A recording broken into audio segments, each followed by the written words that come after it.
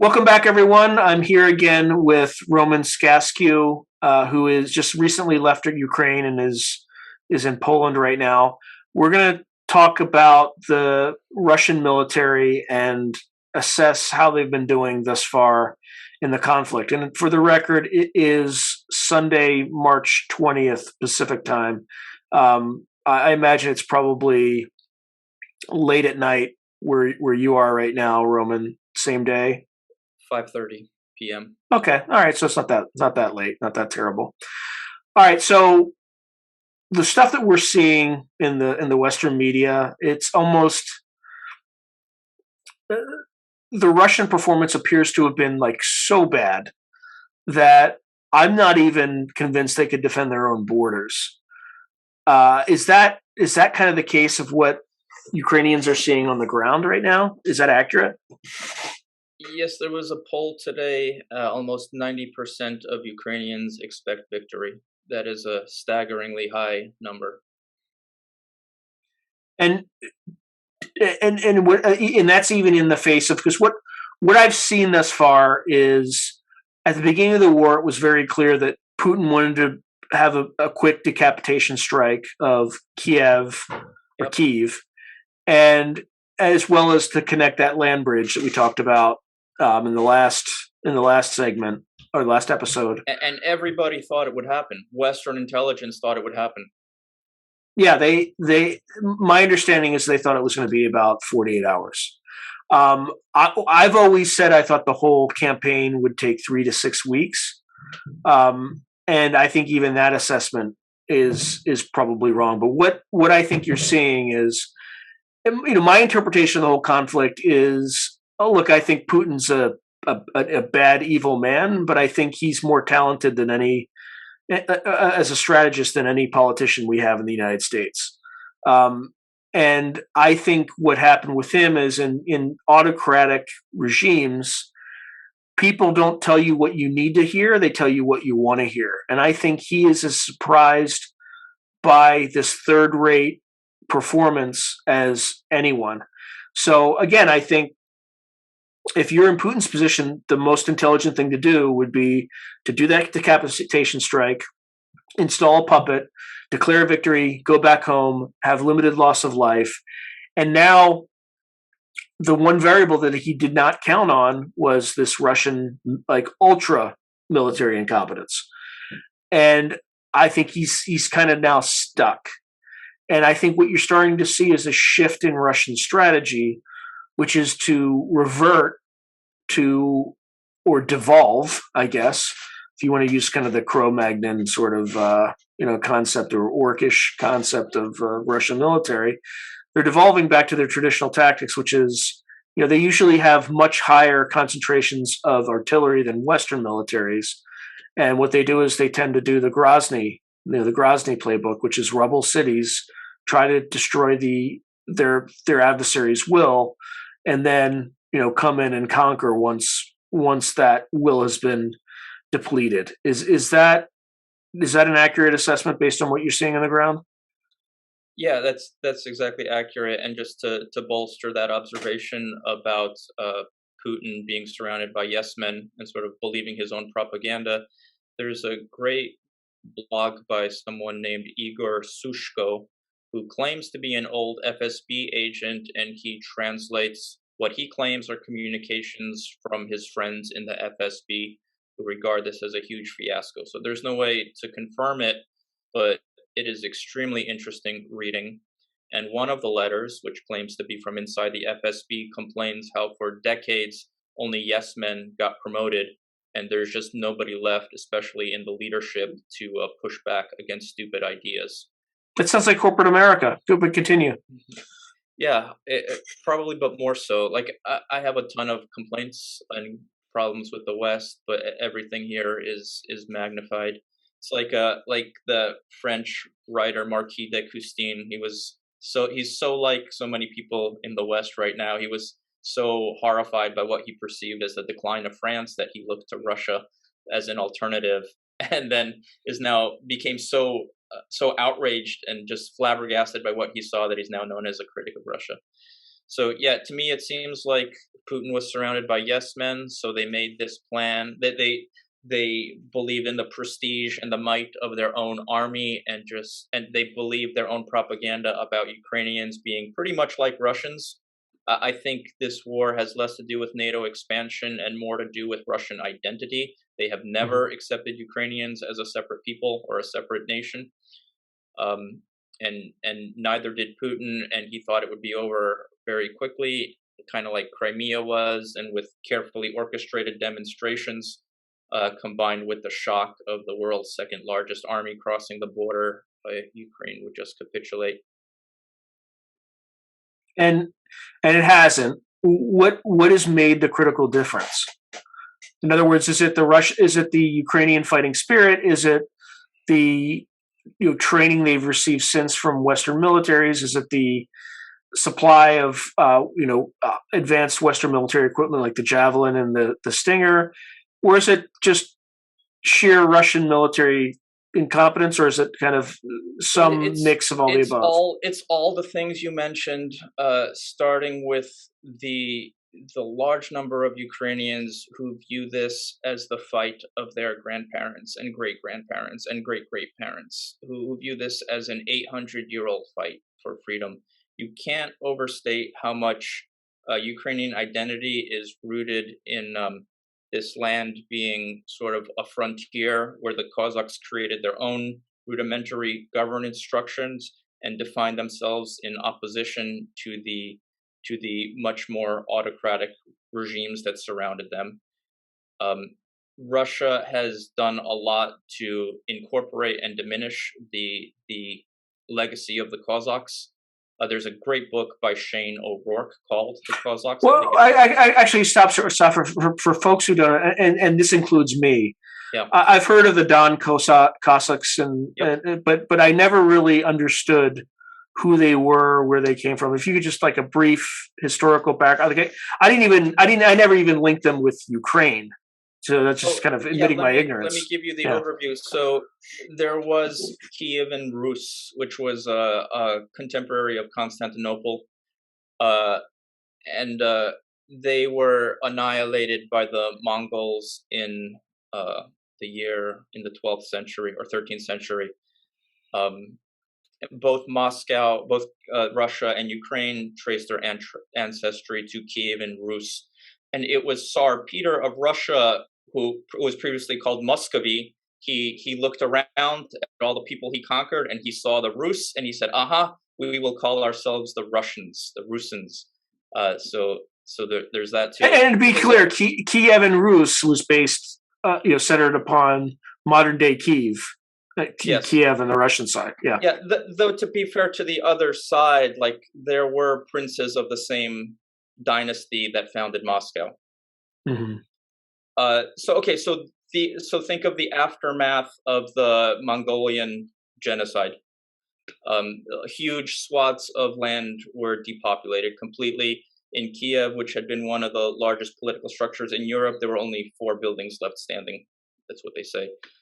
So it was complete, genocide. So in the aftermath of that, Moscow rose to power for almost 300 years as a vassal of the Golden Horde, which was the successors of the Mongolians. In Crimea, they were like Crimean Tartars, who were also like remnants of the Mongolians mixed with other people.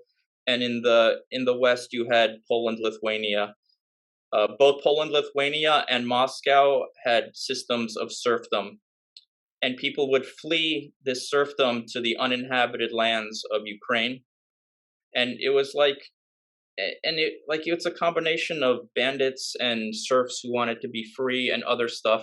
And they grew and they prospered, and the land was very rich, and they were never strong enough to form like a government like existed further west. But they did have rudimentary forms of democracy because they valued their freedom so much. Mm-hmm. And the symbolism of the freedom of the frontier, I think it's analogous to like the Wild West in America, maybe the legacy of pirates. And it's a really powerful image. And the Cossacks often would, for example, they united with the Crimean Tartars to raid Moscow once. Another time, they united with the Poles to stop a Turkish invasion. And shortly, that was in the early 17th century, during the time of the 30 Years' War. Shortly after that, they made a peace treaty with Moscow to have a rebellion against the Poles. So it was always like uniting with one of the three powers that surrounded them to fight the others because they weren't strong enough to do it themselves. And the treaty with Moscow, the Treaty of Pereyaslav, and we don't have the original copy of it. It's in Moscow, I think, but the original text is not public. That was like the fateful treaty that tied Ukraine to Russia, and from the Russian perspective, created brotherly nations, and from the Ukrainian perspective, just created the 400 or 500 years of slavery. Catherine the Great, like the original Cossacks were on the Dnipro River, south of Kiev. They were the Zaporizhian Cossacks. That famous painting by Repin of the Cossacks writing an FU letter to the Turkish Sultan were the Ukrainian Cossacks. Catherine the Great of Russia destroyed them. A lot of them fled west to join the Don Cossacks. The Russians had a frontier management strategy, and they needed to, because the frontier was a dangerous place. You would have, Mongolian raiders and other stuff, sometimes together with the Cossacks attacking them. So they had like a frontier management strategy, and they kind of sought all ways of influencing and controlling the Cossacks. And under Catherine, the Cossacks lost more and more and more of their autonomy, and they imposed a brutal system of serfdom where it had never before existed. And that's where the Ukrainian and Russian narratives divide, whether we became brotherly nations or whether Ukrainians were enslaved. So that's maybe I should stop there. I don't want to go on too long, but that's like the historical context. And I think it informs the Ukrainian fighting spirit. And I think Putin's blind to it because he believes only the Russian narrative, and he doesn't see this perception that many Ukrainians have that, like, we've been fighting for this forever. And the Soviet Union was the darkest chapter of it, but it was neither the beginning nor the end. Yeah, so it seems, just to caricature both sides, right? But I think the caricature is somewhat apt. You have a country that was formed from very strong totalitarian and brutish tendencies of the Mongols, that kind of has this slave-oriented, the serfdom and all that social structure that the Russians had. That's kind of the historical legacy of the Russian state, whereas the Ukrainians have this independent streak with the Don, not the Don, but just the Cossacks, and defending and having relative freedom to move around in their own space, but also being relatively vulnerable to their larger surrounding neighbors like the Poles and the Russians, etc. That's exactly right. And let me just bolster this by reading the history of Charles XII, King of Sweden.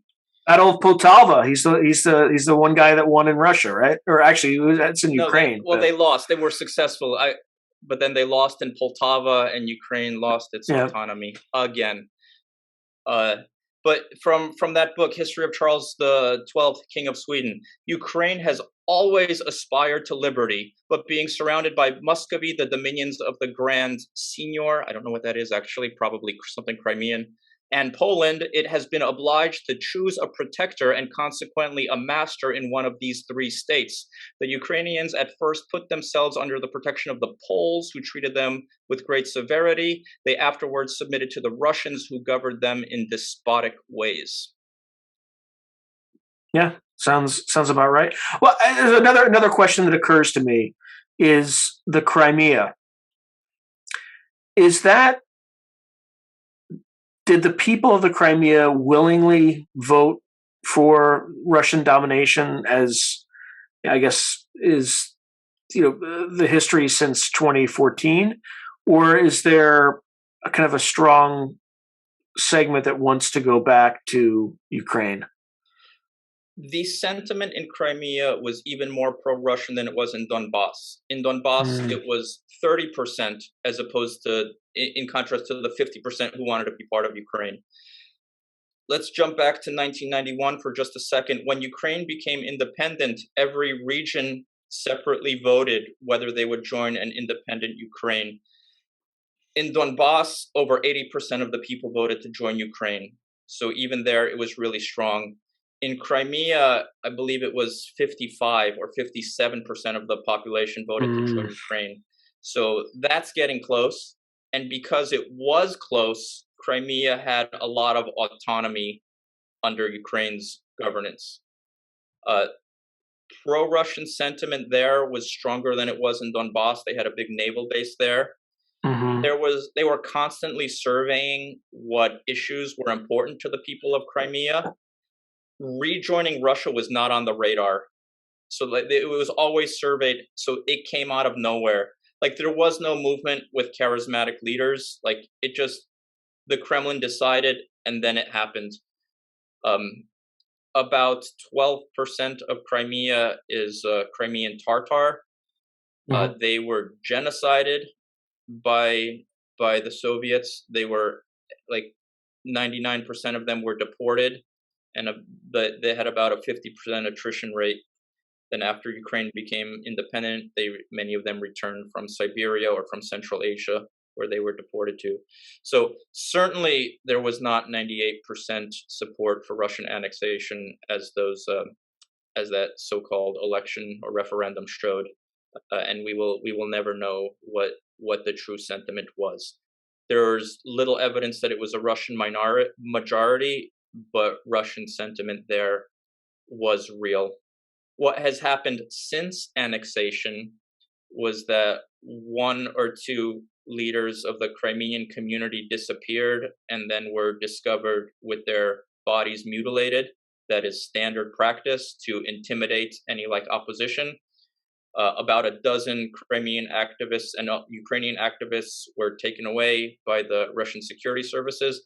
I'm sure some of them have been released. I haven't followed up.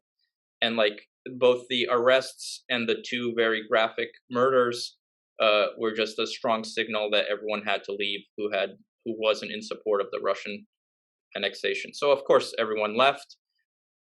Pensions went up because people started receiving a Russian pension. About 250,000 people from Russia resettled to Crimea. It was promoted in Russia, and like the pension's the same. Why should I live in Siberia or somewhere cold? I can live in Crimea. And a lot of businesses were seized and transferred to the mafia that's connected to Putin, including like oil rigs. So like $100 million businesses were changed hands, and life went on.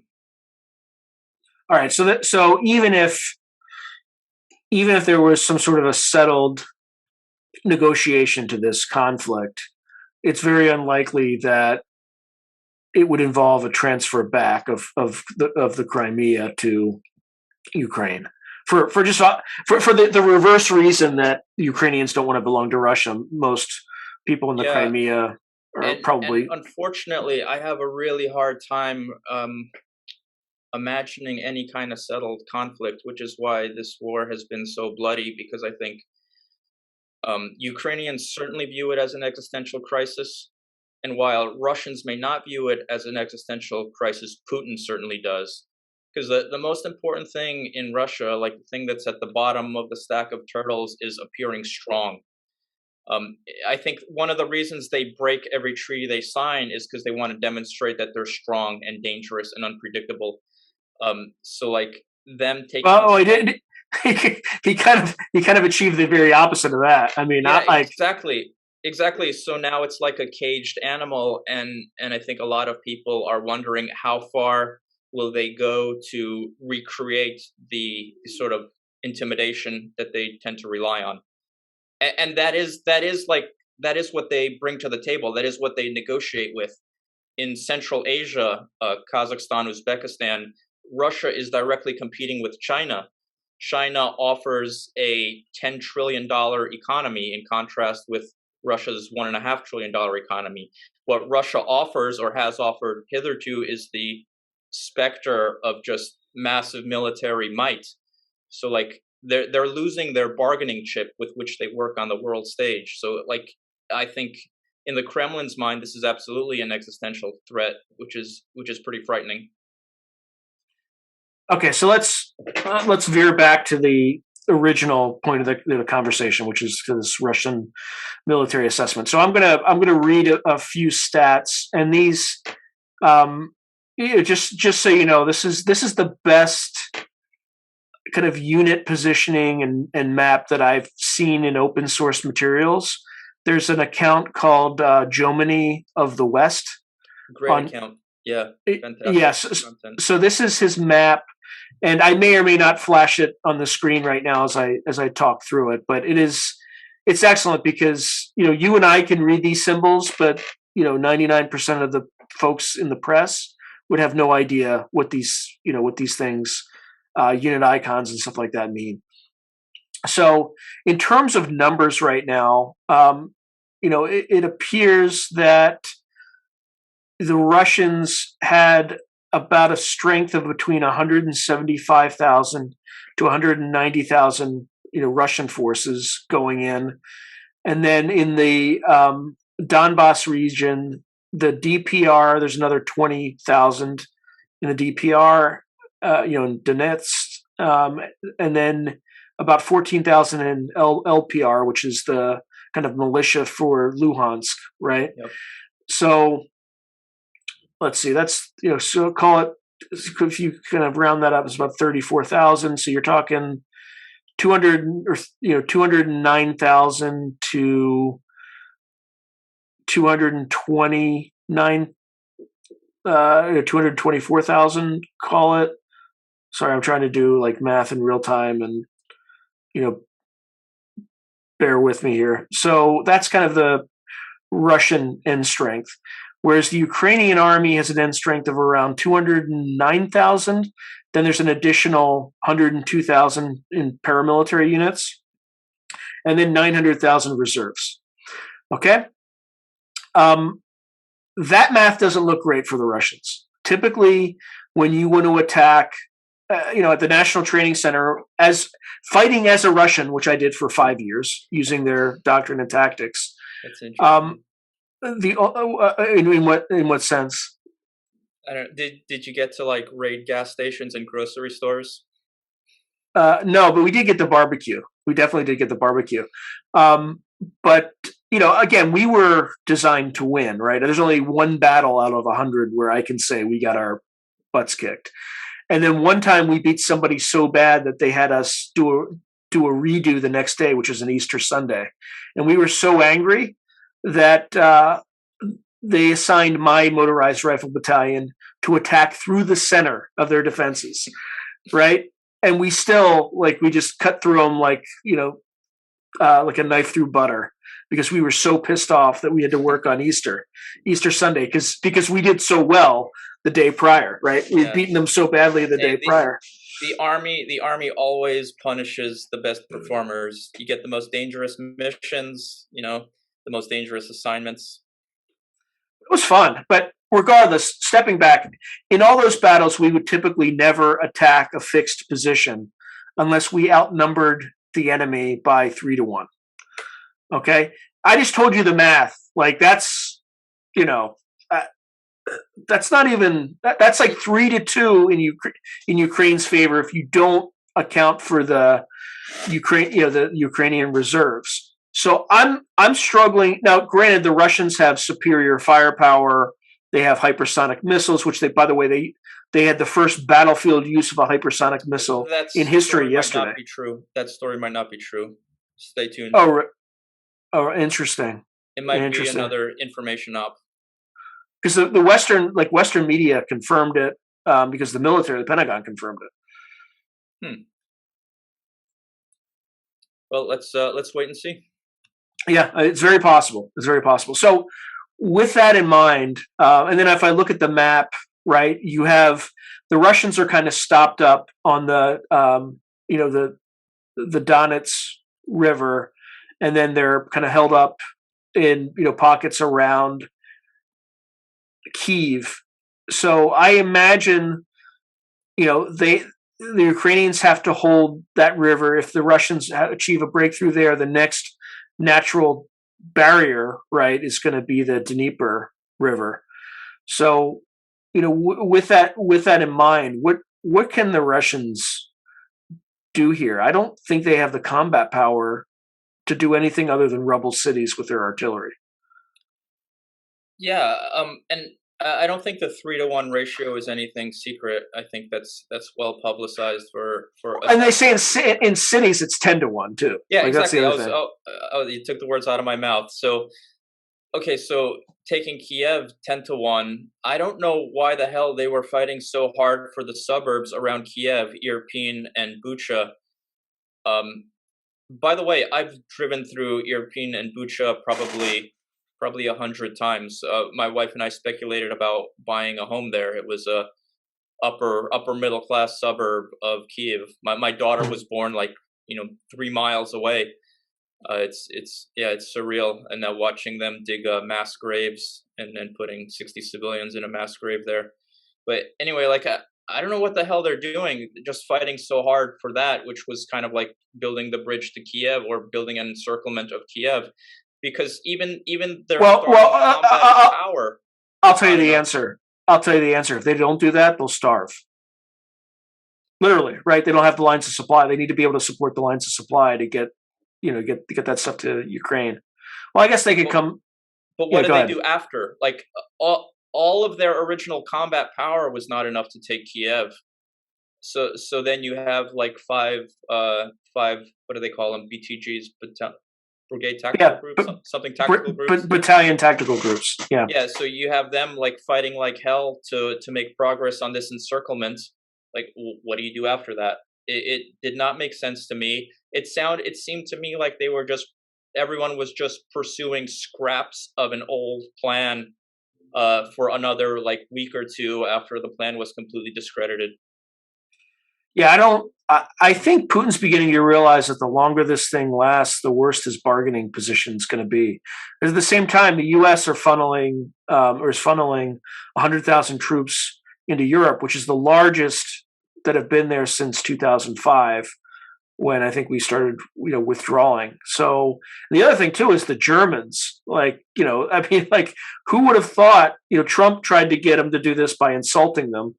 Which didn't work, but it just took Putin's invasion to convince them to spend 2% of their GDP on a military expansion. Who would have thought we'd be here? But this all around, this invasion has appeared to accomplish exactly the opposite of what Putin has stated is important to him, which is preventing the extension of NATO. Now you have Finland and Sweden are at play now. Preventing the extension of NATO and becoming one nation.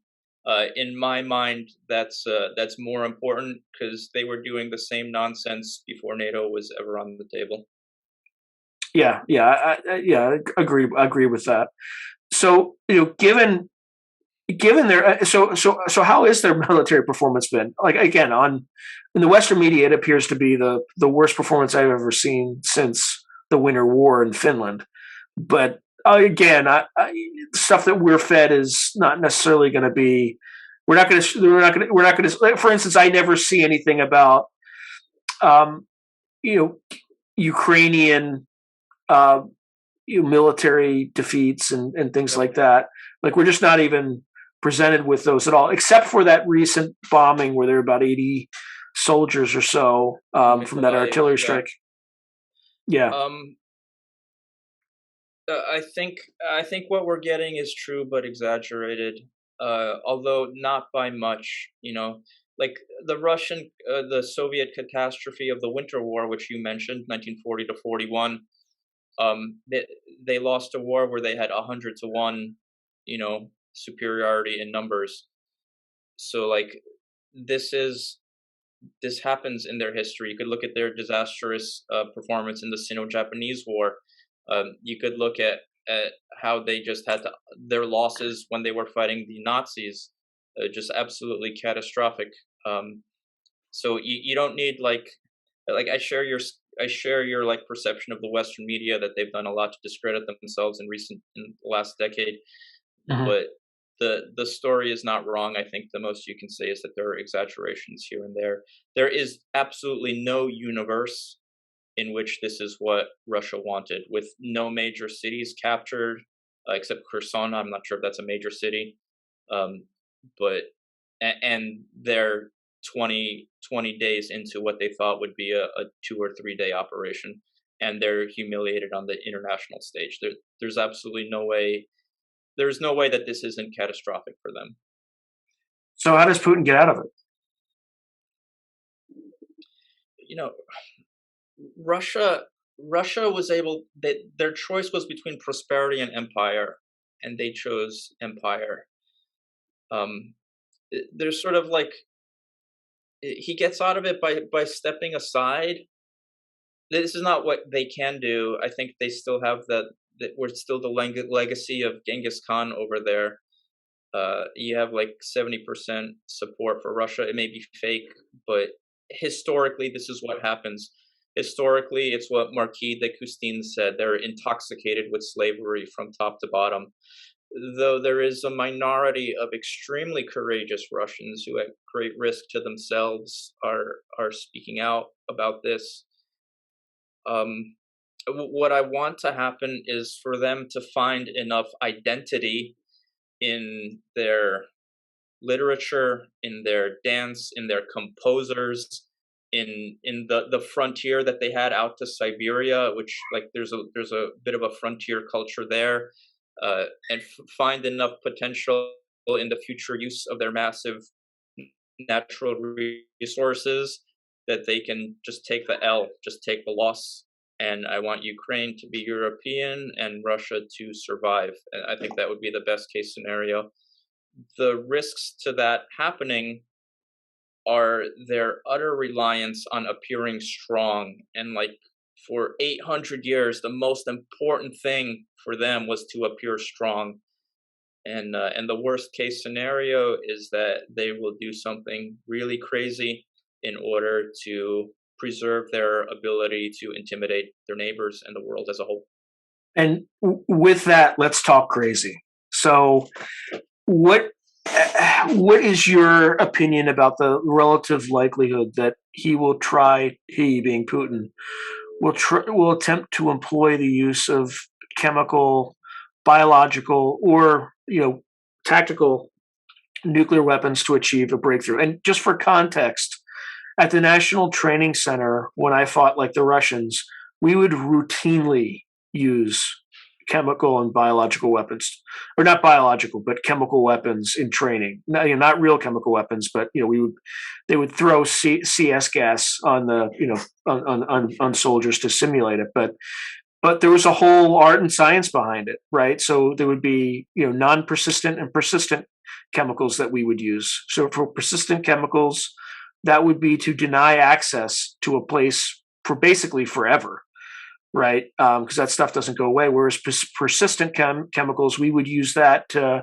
force people into ambushes and minefields and other sorts of nasty things. We would use FASCAM, family of scatterable mines, which is artillery delivered mines to chase people into minefields when we ambush them. It was actually a very sophisticated form of war. We would also ensure, and this is a little known open secret, but the reason the U.S. military does not use chemical weapons is not because they're bad. It's primarily because they're unpredictable, right? So if the prevailing winds shift on you, and we would also examine that, we would look at the weather, where the winds were blowing, and things like that before we use these notional chemical weapons. But the fundamental point is the U.S. military doesn't use them because they can blow back in your face and kill your own people. So what do you think the probability is that he's going to use it? Two, have you seen signs just in just the Russian kit, right, where suddenly have NBC masks and things like that they're bringing closer to the front? Have you seen any evidence of that? Um, I have not seen evidence of chemical or biological weapons, so I think you're following a lot of the same channels that I am. Some people have said that they use munitions that are illegal. Oh, in fact, the UN said that they're using forgot what they're called, Thermobaric thermobaric. The or UN vacuum actually, bombs. yeah, and the kind that have a lot of small little bombs. So Oh, yeah. The bomblets, they're cluster cluster munitions. munitions. So, okay, so there's that. I haven't seen anything to indicate like chemical, biological, or nuclear. Aside from like a very small localized use of something like white phosphorus, I think the chance of a large scale use of chemical, biological, or nuclear is small but real. And I think it's small because, for example, Russia is today grossly exaggerating the progress of negotiations that are underway with Ukraine, and it's the common perception is that they're doing that so that sanctions don't get any worse. So I think if they use chemical, biological, or nuclear, then Russia would become toxic to any kind of Chinese partnership, because China also has aspirations to be an admired culture and to be a player on the world stage. And if China is not, it wouldn't be enough for China to not help. China would have to actively oppose Russia, would actively have to oppose a user of chemical, biological, or nuclear weapons. So in my arithmetic, the chances are small, but real, and real because it is so important to Russia to appear strong. It is the most important thing. All right. So again, back to the military assessment. How are they fighting on a small unit level, kind of small unit tactics against the Ukrainians? The consensus is that they continue to be horrible, and morale continues to be extraordinarily low. I believe the recordings of the intercepted recordings that I think you heard, I believe those are real. One of them went so far as to say that they're shooting each other in the legs, though I do believe that represents a minority of like demoralized Russian units. I don't think it's quite that bad, though it is very bad. There are some improvements. They're improving their integration, like they're using drones to correct artillery on Ukrainian positions. I saw that. Um, there have been a few planes that are outfitted for suppression of Ukrainian air defenses for those types of missions. Although, as I understand correctly, that is a hard mission to do, and like they're doing this untrained. So I don't know how effective they'll be, but of course they're getting better. But Ukrainians are also getting better. Well, here's another question. Why haven't the Russians, who have superior resources when it comes to their aircraft, why haven't 20, 25 days into this conflict, why haven't they suppressed the Ukrainian air defenses? I'm flabbergasted by this. Corruption isn't a bug in the Russian system. It's a feature. It's a way that they buy loyalty. So Putin, their freaking commander in chief, Shoigu, I forgot his name. He was never, yeah, Shoigu. Yeah, he's not even a military guy. He's Yeah. not a military guy. So they have a system that's based on loyalty, not on competence. And one of the ways they do loyalty is by putting people in charge of military industries or like military units with the expectation that these people will steal. So I think all of the effectiveness and readiness of the Russian military was fake. It was just like when Putin was a KGB agent, he probably lied to his superiors about everything that he had going on and how well he was accomplishing the mission. Now everyone's lying to him about it. And I think he's in a position where it's really hard to know who to trust because like it's a culture of Potemkin villages. For those that don't know, a Potemkin village, when Catherine the Great, after she destroyed the Ukrainian Cossacks, she went on a trip through Ukraine and they built villages, fake villages along her route. So I she didn't know that was in Ukraine. I didn't even. I know the story about Potemkin villages, but I didn't know that was in Ukraine. But sorry, continue. yeah. You So learn something new they every built day. fake villages, and Potemkin village refers to something that's just an entirely fake, and Russia is made out of Potemkin villages, which is why they don't like open peace and they don't like open war. They thrive in some like long-term simmering conflict where they could always make threats with the second largest army in the world. It's a gray zone warfare, right? Like Yeah, to our that's one of the weaknesses of the Western way of war. For the West, it's digital, right? It's a switch. You're either at war yeah. or you're at Yes, peace. yes, yes. Whereas it's analog in the Russian culture, where it's kind of a you kind of raise the dial just as far as you can Exactly get, right. Yeah. but Yeah. not quite over. Yeah. Yeah, in the West, war is regarded as expensive and damaging. So you start it and then you finish it and then you get on with life. Russia has the view that, and this is again the legacy of Genghis Khan. Russia has the view that everyone is always trying to kill everyone else, and we have to be the strongest. So like war never stops. It's and like it just goes up and goes down. I will also say that just keeping like this gray zone, it nullifies what may be our army's, the U.S. Army's greatest advantage, which is like delegation of authority. Because if everything is clear, then like small unit initiative matters a lot. But if everything is made out of Potemkin villages and you don't know if you're at war or not and anything else, then maybe that sort of initiative gets nullified and a more vertical structure like Russia's may be more effective in that kind of confusing environment. Yeah, because no one really knows what's going on, so you have perfect plausible deniability on whether people are in certain places or not.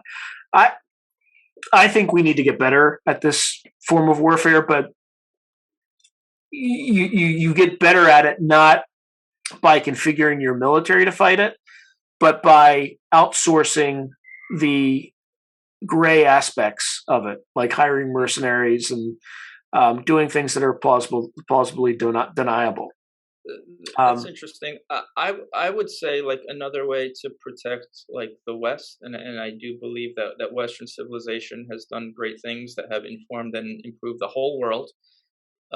But another way to protect it is like don't deteriorate the liberties of the West. Don't deteriorate reputation and capacity for honesty and open debate. And like in the long term, maintaining those ideals matter. Like the perennial Russian strategy of Potemkin villages and dishonesty and creating the perception of unpredictability and recklessness that only helps in the short term. In the long term, they have failed to create, a culture that's widely admired. Like everyone along Russia's border, from Finland to Ukraine and even Georgia, like they just want a protection from Russia. They want to be a part of the West.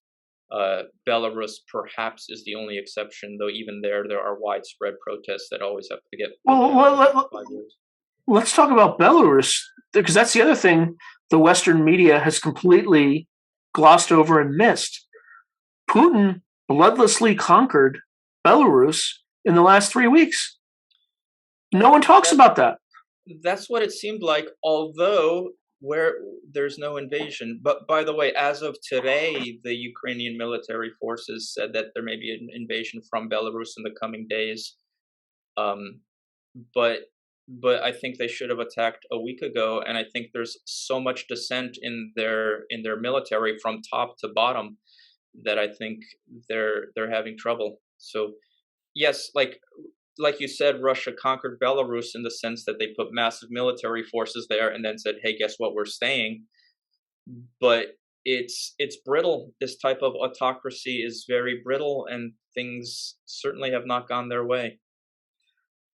So, we're kind of running up on our time pretty shortly, but one of the things that we should talk about is the first is, where do you think this thing goes in the next, call it 90 days?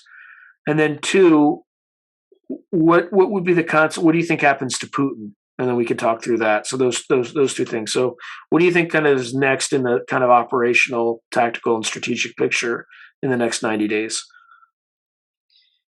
Gosh.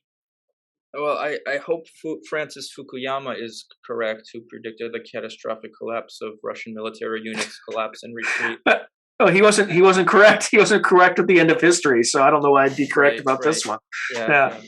By his book Origin of Political Order, I love the book. Just ignore his conclusions. Other than that, it's an incredible read.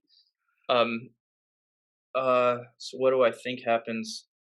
Uh, I think Russia's gonna dig in and keep everything they can. I think they'll start threatening the world with nuclear war, like they always do. When Americans in the 1990s, when America objected, American politicians objected to the indiscriminate destruction of Grozny in Chechnya, the Russians threatened nuclear war. They always threaten nuclear war. Um, so I think they're gonna dig in and hold as much as they can, and I think this is too hard to say.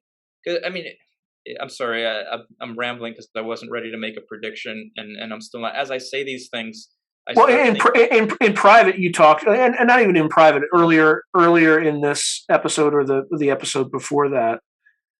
Sorry, or the episode before this one, you talked about frozen conflict and their ability to kind of just keep Yeah, things simmering. I can see based I on think your that's perspective what. there. Yeah. Okay, here's a prediction. They'll definitely try to make this a frozen conflict and keep it simmering, so they could keep making threats and always like negotiate without ever getting anywhere. So negotiate so they could lift sanctions. Um, but if you think about how losing 15,000 soldiers in 9 years in Afghanistan contributed to the collapse of the Soviet Union, perhaps losing close to that number of soldiers in a month will contribute to the collapse of the Putin regime. And like I said, my hope is that Russia survives and redefines itself and finds enough there that they can get rid of their 800-year history of being governing each other by fear and intimidation. So that raises the next question in terms of what happens to Putin. And this is something that our media hasn't figured out yet, but something I've been saying for a few weeks now, which is, while in the immediate term that would appear to be a good thing, I think getting Russia out of Ukraine and retaining Putin is a better option than overthrowing Putin and leaving Ukraine. And the reason I say that is because while he's appears to have, by every indication, to be a terrible human being, he has been able to keep Russia stable. And my concern would be, with his removal, you have the loose nuke scenario, where you have people fighting for control of Russia, and in the interim, people take their eye off the ball. And in order to win those struggles, you can raise a lot of money by selling a lot of nukes. So anyway, with that context, what do you think happens to Putin? This catastrophic failure has to go somewhere. So either he needs to take it and hand off the reins to someone else, or he's going to do some massive purge of his senior leadership, and they'll go It's down. already started. It's already Yeah, started. exactly. It's already started. Although I think they're less blameworthy than he is. But who knows? I don't know. It's hard to say. All right. Well, and then before I add, there's one question that I raised in the last segment, and I deferred it to this one, and I haven't touched it. VDV versus 82nd Airborne. Yes. Thank you for asking. So I've never understood Russian paratroopers. They look weird. They act weird. And have you seen the video, the VDV rap song? Have you seen that? I've probably seen a modified version of it, or it just has some like pro-Ukrainian subtitles, which is hilarious. But Russian, I think the verdict is that Russian paratroopers are not there to fight enemy militaries. They're there to intimidate civilians and to fight maybe disorganized militias and keep the population under control while the rest of the Russian army does the heavy fighting. That's what the VDV is, and that's why they are so incredibly different from an organization like the 82nd Airborne Division. And I mean, how would you compare the 82nd Airborne Division's military capabilities versus the VDV?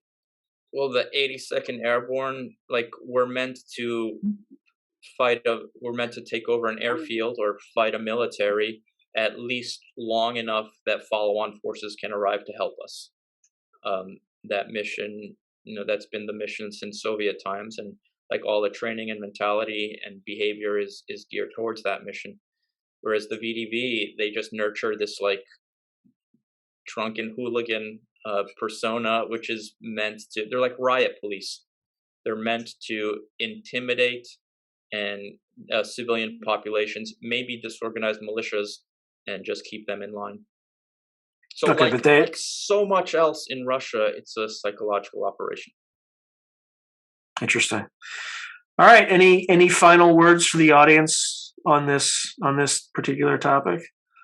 Well, I want to thank you for having me on your show. If you are interested in helping Ukraine, you can link to charities.